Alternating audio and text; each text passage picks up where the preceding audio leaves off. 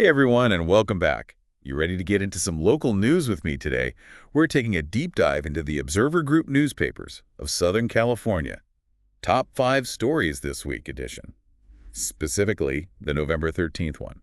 And get this, we've got politics, the environment, even a little bit about child development. Huh. That's a pretty wild mix. Yeah, right.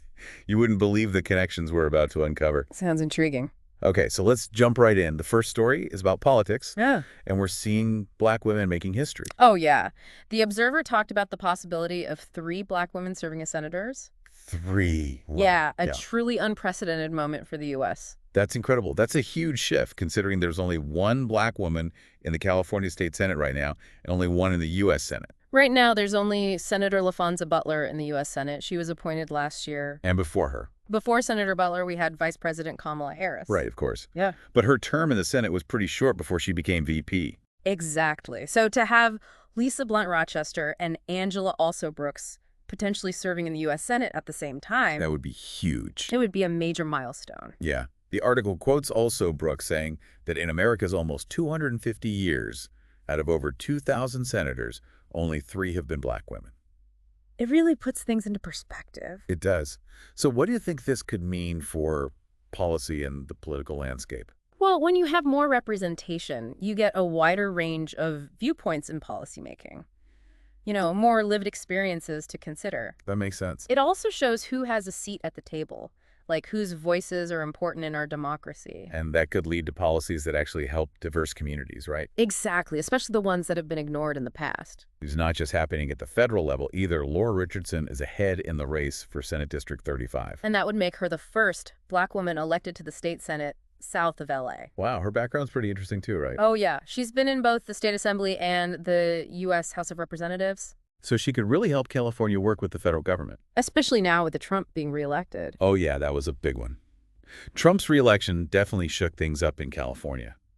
And the Observer had some strong reactions from state leaders. What do you think? Could Richardson's experience help bridge that divide between California and the White House? Well, she's worked at different levels of government, so she probably has some insight into how to navigate the political scene Yeah. and how to build coalitions, too. And don't forget, she's known for working with both sides Oh, right. That could be really important for finding common ground. and getting things done for Californians. That's a good point. Speaking of a divided political landscape, the Observer also talked about how California is both congratulating Trump and defending its own policies. It's a tough spot to be in. It is. The article quotes Newsom saying California will stand with states across our nation to defend our Constitution and uphold the rule of law. What do you think he means by that? Well, it sounds like he's willing to work with the federal government, but he's also ready to push back against policies that could hurt Californians. So he's ready to fight for California's interests. Yeah, maybe through legal challenges. Yeah. Or by teaming up with other states. And it's not just Newsom, right? Attorney General Bonta also said California is ready to defend your rights and protect California values. So it seems like they're expecting some battles ahead. They definitely seem ready to defend California's progressive policies. And this Project 2025 that the article mentioned a few times makes things even more tense. Right. You familiar with Project 2025? Honestly, I'm a little fuzzy on the details. Can you break it down for us? What is it, and why is it causing such a stir? Sure. Project 2025 is basically a conservative plan.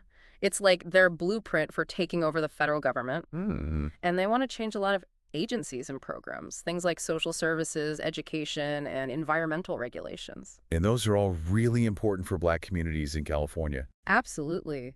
They're worried about funding cuts and policies being rolled back that protect vulnerable people. So these aren't just political differences. They're real policies that could affect people's lives. Exactly. And the article quotes some prominent figures who are worried for Congresswoman Maxine Waters, for example. What did she say?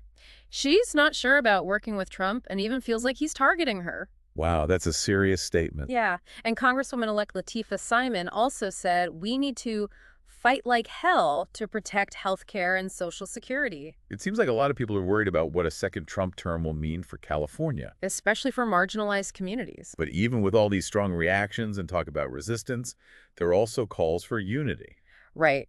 Former Speaker Nancy Pelosi said it's important to have a peaceful transfer of power. And to find common ground. It's a balancing act. You have to stand up for your beliefs, but also find ways to work together. For the greater good. Exactly. And speaking of balancing acts, the Observer also talks about the rising cost of living in California. Especially gas prices. Oof, I feel that one. Yeah. This story is all about the California Air Resources Board. COB. Right? CARB. And their recent vote to approve stricter low-carbon fuel standards. So they want to go green, but it might cost us more at the pump. That's the big takeaway here. This move is meant to reach some pretty ambitious environmental goals. But it could also mean higher gas prices. And a lot of people are already struggling. For sure. The LCFS program is all about reducing greenhouse gas emissions. They set targets for how much carbon intensity is allowed in transportation fuels. So they want cleaner fuel options. Right, but that transition often means higher prices. The article quotes CARB Chair Leanne Randolph. She talks about cleaner air and a zero-emissions future. Right. And then you have Senate Minority Leader Brian Dahl, who's worried about what this will do to rural communities. They already have high gas prices. Exactly. It's tough trying to balance environmental goals with people's ability to afford gas. It is.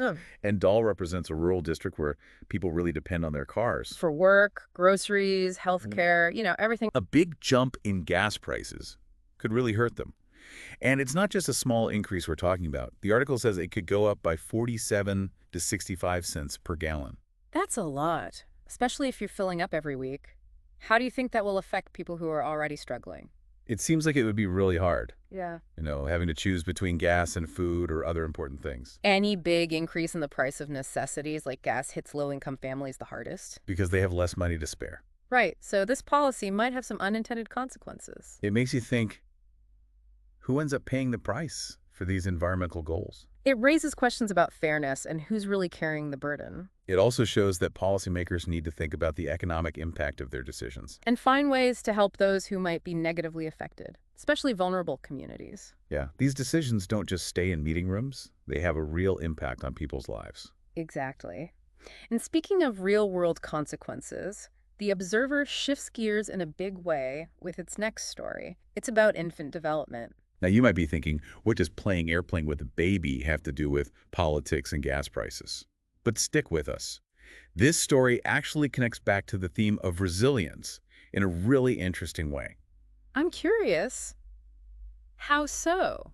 Well, this move, play, and learn at home section seems a little out of place at first, with all this talk about politics and the economy. Yeah, I was wondering about that too. But it highlights something important. Even with all the big challenges we're facing, we can still do things to improve our well-being and the well-being of those around us. Like our children. Right. Even in the face of uncertainty and change, we can still create positive experiences. It's like a mini version of resilience. Exactly. And the article talks about how even simple activities can help a child's development. Like what? Well, for example, they mention the airplane game for infants. Oh, I love that one. Me too. It helps with motor skill and social-emotional skills. I didn't realize it had so many benefits. I just thought it was fun. Right. But those early interactions really matter. They build the foundation for a child's future. It's not just playing around. It's about nurturing their growth. Exactly. So in a way, this lighthearted story about babies actually has a deeper meaning. It reminds us that even small acts of care can make a difference. And that taking care of ourselves and our children is a way to be resilient. It's about empowering the next generation to thrive no matter what challenges they face. That's a beautiful way to put it. And speaking of resilience, The Observer brings us back to politics and how communities are responding to change. This time it's focusing on Black ministers in Inglewood. Right. And they're offering some guidance on how to deal with tough times. They're actually using the biblical story of Samuel and the Israelites for inspiration. It's all about finding strength and unity when things are uncertain. Exactly. They're saying don't retreat from the world. Don't ignore the challenges. Lean in, stay informed, and support each other. Right. And they have 4 key principles for resilience. Awareness, community support, civic engagement, and fostering unity through spiritual and cultural practices. Let's break those down. What do they mean in a practical sense? Okay, so awareness means staying informed about what's happening in politics. And how those changes might affect your community. Right. The ministers say go to forums, join discussions, and talk to your local representatives. So don't just read the news. Get involved and understand how it affects you and your community. Take charge of your role in democracy. Exactly. Now, Community support, that's all about coming together during tough times. We're stronger together. Exactly. Organize community events, support Black-owned businesses, join local groups, things like that. And civic engagement. That's crucial too, especially now with Trump's presidency and Project 2025. So things like voting, contacting your representatives, and speaking up for policies that support your community? Exactly. Make your voice heard and help shape the future you want to see. And the ministers are really encouraging Black Californians to get involved in local government. Because every voice counts. Exactly. And by staying engaged, they can help create policies that benefit their community. Now, the fourth principle, fostering unity through spiritual and cultural practices. What did that look like? Well, they suggest regular gatherings, community circles, and cultural events. It's about connecting with people. Sharing experiences and finding strength in your shared heritage. It's about belonging and feeling that collective strength. Which is so important when things are uncertain and difficult. So what I'm hearing is that these ministers are encouraging people to be proactive and hopeful.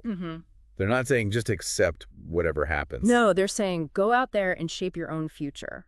And what's inspiring is that these principles of resilience aren't just for Black communities. They can apply it to anyone facing uncertainty. Exactly. It's about finding that inner strength and using it to navigate change. So even though we've been talking about these big complex issues today, Politics, the environment, the economy, they all come back to us and the choices we make. what we do, how we engage, and the decisions we make every day, those are the things that build resilience. It's a good reminder that we all have a part to play in shaping the world. Absolutely.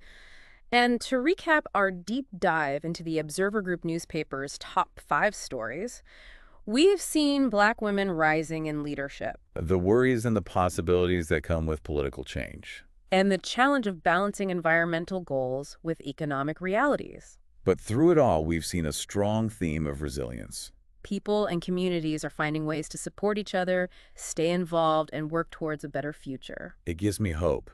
Even when things feel divided and uncertain, there's still room for progress. And for the power of working together to make the world a better place. It's been a fascinating journey, and I think we've all learned something new. Definitely. And as always, we'll leave you with more questions than answers. But hopefully with a sense of curiosity and maybe even a little inspiration to go out there and make a difference. Until next time, keep exploring, keep asking questions, and keep striving for a world where everyone can thrive. See ya. Bye. It focuses on the California Air Resources Board. They're also known as CARB. Right, CARB. And they just voted to approve stricter low-carbon fuel standards. Yeah, LCFAS. LCFS, okay? So basically, they want to make fuel cleaner, but it might end up costing us more at the pump, Yeah, that's the main point. The goal is to reach these ambitious environmental goals. which is great. But a lot of Californians are already struggling with the cost of living. Absolutely. And this program, the LCFS, is all about lowering greenhouse gas emissions. How does it work? They basically set a limit on how much carbon can be in the fuel used for transportation in California. So it's about pushing for cleaner options. Right. And that often leads to higher prices at the gas station. It's like a trade-off, right? Yeah, Cleaner fuel, but maybe a tighter budget. exactly. It's a tough balance. And the article highlights that with quotes from different people, like CARB Chair Leanne Randolph. What did she say? She emphasized the benefits, cleaner air and reaching a zero-emissions future. Which sounds good in theory, but then there's Senate Minority Leader Brian Dahl, Right. He's worried about how these stricter standards will affect people in rural communities. where gas prices are already pretty high. Exactly. He represents a rural district, so he sees how much people depend on their cars. For everything, really. Work, groceries, doctor's appointments, you name it. If gas prices suddenly jump up, that could be devastating for a lot of families. And it's not just a small increase we're talking about. The article says it could be anywhere from 47 to 65 cents more per gallon. Whoa, that's a big jump. So how would that affect people who are already having a hard time making ends meet? Well, anytime the cost of necessities goes up, it hits low-income families the hardest. Because they have less money to absorb those extra costs. Exactly. And they might end up having to make tough choices, like between filling up their gas tank or buying groceries. Including rent or medical bills. It's a really tough situation. It is. And it makes you wonder if this policy, while aiming for a good cause, might end up hurting the people it's supposed to help. That's what I was thinking. Like, who's really carrying the weight of these environmental goals? It raises some serious questions about fairness. And it shows how important it is for policymakers to think about the economic impact of their decision. Right. They need to consider how these policies will affect people in the real world, Yeah. especially those who are already struggling. Absolutely. Because these decisions don't just play out in some abstract way. They have real consequences for real people. Exactly. And speaking of real-world consequences, The Observer actually takes a pretty sharp turn with its next story. Oh, what is it? It's about infant development. Infant development. Okay, I did not see that coming. So how does that tie into everything else we've been talking about? Well, at first glance, this move, play, and learn at home section seems completely random, right? Like, what does playing with babies have to do with politics and gas prices? Right. It seems like a total shift in gears. It does. But when you think about it in terms of resilience, it actually makes a lot of sense. Resilience. Okay, I'm listening. So think about it. Taking care of a child's development, especially their physical and emotional well-being, that's an act of resilience in itself.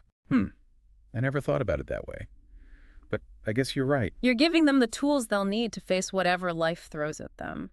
So you're saying that even playing games with babies can help build resilience. Exactly. And the article even gives specific activities that parents and caregivers can do. Like what? Well, they mention the airplane game, for example. Oh, yeah, that's a classic. I used to play that with my niece all the time. It's a simple game, but it actually helps develop a lot of important skills. Like what? Motor skills, social emotional skills, and it's just plain fun. So it's not just about having a good time. It's actually helping them grow and develop in important ways. Exactly. It's laying the foundation for their future. Wow. So this seemingly lighthearted story about playing with babies actually has some pretty profound implications. It does. It reminds us that even when things feel chaotic and uncertain, we can still focus on creating positive experiences for ourselves and the people we care about. Especially our kids. Right. And those little moments of joy and connection can make a big difference. They can be a source of strength and resilience. Exactly. And that brings us back to the topic of resilience in a broader sense. The Observer takes us back to the world of politics. And how communities are responding to all these changes. Right. This time focusing on the insights from Black ministers in Inglewood. We talked about them a bit earlier. They were sharing guidance on how to navigate these challenging times. Right. They're drawing inspiration from the story of Samuel and the Israelites in the Bible. It's all about finding strength and unity when you're facing uncertainty. Exactly. And their message is about being proactive and engaged. Yep. Don't just sit back and wait for things to happen. Take charge of your own destiny. Right. And they outline 4 key principles for resilience. We touched on them before. Awareness, community support, civic engagement, and fostering unity through spiritual and cultural practices. Those are the 4 pillars. So let's break those down a bit more. What do they actually look like in practice? Okay, so awareness, that means staying informed about what's happening politically. And understanding how those changes might affect you and your community. Right. The ministers encourage people to go to community forums, join discussions, and reach out to their local representatives. So it's not just about reading the news. It's about actively seeking out information and understanding how it impacts your life. Exactly. It's about taking ownership of your role in the democratic process. Becoming an active participant instead of a passive observer. Exactly. Now, community support, that's all about coming together during difficult times. The old saying, we're stronger together. Exactly. It's about organizing community events, supporting local businesses, and being part of groups that share your values. Creating a network of support and solidarity. Right. And then there's civic engagement. Which is especially important now with all the political changes happening. Exactly. Things like voting, contacting your elected officials, and advocating for policies that support your community. Making your voice heard and shaping the future you want to see. Right. And the ministers are really encouraging Black Californians to get involved at the local level. Because every voice matters. Exactly. By being active and engaged, they can help shape policies that benefit their community. That's empowering. Yeah. It's a reminder that we're not powerless. We can actually make a difference. Absolutely. And then the 4th principle is fostering unity through spiritual and cultural practices. What does that look like in a practical sense? Well, they suggest things like regular community gatherings, cultural events, and opportunities to connect with people who share your heritage. It's about finding strength and solace in your shared traditions. Exactly. And that can be incredibly powerful during times of uncertainty and hardship. It's like a source of collective resilience. Right. And what I find so inspiring about these ministers is their message of hope and proactivity. They're not saying just accept whatever happens. I'm saying go out there and create the future you want. Exactly. And these principles of resilience aren't just for Black communities either. They're universal. Anyone facing uncertainty can benefit from these ideas. It's about tapping into that inner strength and using it to navigate change. So even though we've been talking about these big, complex issues today, Politics, the environment, the economy, it all comes back to us as individuals and the choices we make. our actions, our engagement, our daily decisions, those are the things that build resilience. It's a powerful reminder that we all have a role to play in shaping the world around us. So let's bring it back to the California Air Resources Board and their push for cleaner fuels. Right, CARB and their stricter low-carbon fuel standards. The big question is, can California really achieve its environmental goals without putting too much strain on its citizens? Especially those who are already struggling financially. It's a tough balancing act. It is. The article highlights the tension between these two priorities. On one hand, there's the urgent need to reduce greenhouse gas emissions, And transition to a cleaner energy future. which is crucial for the health of the planet and future generations. Absolutely. But on the other hand, you have to consider the potential economic impact. Especially on low-income communities and people who rely heavily on their cars. Right, those are valid concerns. And the potential for gas prices to go up significantly is a real issue. It could really make things harder for people who are already on a tight budget. Yeah, for sure. And we were just talking about how any increase in the cost of basic things like gas, It can really impact families who are struggling. especially those who are already having to make tough choices about their spending. Exactly. So it's definitely a complex issue with no easy answers. We know we need to move away from fossil fuels to address climate change. Right. But we also need to make sure that transition doesn't end up hurting the people who can least afford it. Absolutely. It's a delicate balance. So are there any solutions or strategies mentioned in the articles? Like how can we reduce emissions without making life harder for people? That's the million-dollar question, right? It is. And the article does mention a new law that Governor Newsom just signed to help prevent those gas price spikes. Oh, interesting. Tell me more about that. Well, it's designed to bring more transparency to the gasoline market. Yeah. You know, give the state more control over pricing. So they can try to stop things like price gouging. Exactly. And keep the market from being manipulated, which often contributes to those high gas prices we see. So it sounds like they're at least trying to do something to protect consumers. Yeah, it shows they're aware of the potential problems. And they're looking for ways to make this transition smoother for everyone. Right. It's not just about going green at any cost. They're also thinking about the people who will be affected. And this is an ongoing conversation, right? Absolutely. CARB is working with different groups and listening to their concerns as they figure out how to implement these new fuel standards. So they're not just ignoring the potential downsides Not at all. They know they need to be careful and thoughtful about how they do this. to avoid unintended consequences. Exactly. And that brings us back to that theme of resilience we've been talking about. It's about recognizing the challenges. Listening to different perspectives. And then working together to find solutions that create a better future for everyone. It's not an either-or situation. We can have a healthy planet and a healthy economy. We can strive for both. And speaking of striving for a better future, the Observer also talks about how Black Californians are responding to all these changes. What are they saying? The article focuses on those Black ministers in Inglewood and the guidance they're offering their community. We talked about them earlier. Their message is all about resilience and being proactive Exactly. They're facing these challenges head on. and drawing strength from their faith, their community, and their shared history. Right. They're not waiting for someone else to fix things. They're taking action themselves. Empowering themselves and their community to make a difference. It's a great reminder that we all have a role to play in shaping the world we want to live in. We can't just sit back and watch. Yeah. We need to get involved and be part of the change. Exactly. And they're doing it in a way that's true to their values and their culture. It's not just reacting to what's happening around them. It's about drawing on their inner strength and their collective wisdom to figure out a way forward. It's about using those challenges as opportunities for growth and transformation. And ultimately, for positive impact. So it's not just about surviving these changes. It's about thriving. Exactly. And that brings us to a question for you, our listeners. We've explored how different people and communities are building resilience. But what does that look like in your own life? How do you deal with uncertainty and change, What steps can you take to not just get through tough times? but to actually help create a future where everyone can thrive? It's something to think about. And even though we've been talking about these big issues today, Politics, the environment, the economy, they all connect back to us in the end. our individual actions and the choices we make every day have an impact. So to wrap up our deep dive into the Observer Group newspaper's top 5 stories, we've seen Black women making history in leadership. We've seen the worries and the possibilities that come with a changing political landscape. And the ongoing challenge of trying to balance environmental protection with economic well-being. But through it all, there's this thread of resilience running through everything. People in communities finding ways to support each other, stay engaged, and work towards a better future. It's a reminder that even in the face of division and uncertainty, there's still room for hope and progress. And for the power of collective action to make a real difference in the world. Absolutely. It's been a fascinating journey exploring these stories. And as always, we hope we've sparked your curiosity and maybe even inspired you to get out there and make a difference in your own way.